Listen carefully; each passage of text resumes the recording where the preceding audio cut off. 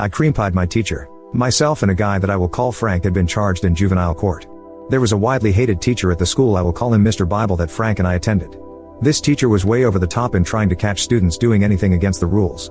He actually sat on the roof of the school and used binoculars to watch for any rule breakers before school. At lunchtime and after school he had caught me smoking that year using the binoculars from the roof.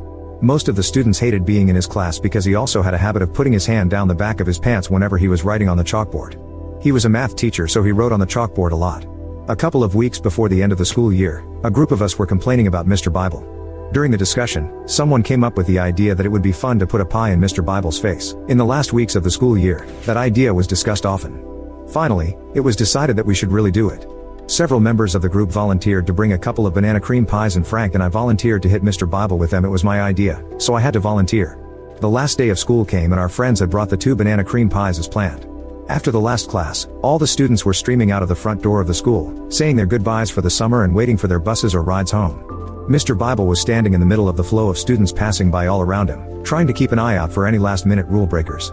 On either side of the mass of students, Frank and I each had a pie and put on our ski masks. In the confusion of all the students around, Frank and I were able to sneak up behind Mr. Bible without him noticing. As planned, I put my pie into the back of Mr. Bible's head.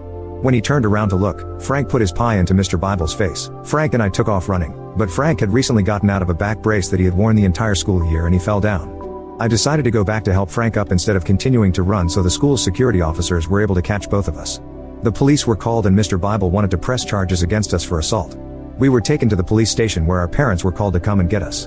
When our court date came, Frank and I were seated together, with a court advocate, at a table in front of the judge and our parents sitting behind us. Mr. Bible was seated at a table next to us with a lawyer. The lawyer was not even halfway through laying out what had happened before almost everyone in the courtroom, including the judge, was chuckling.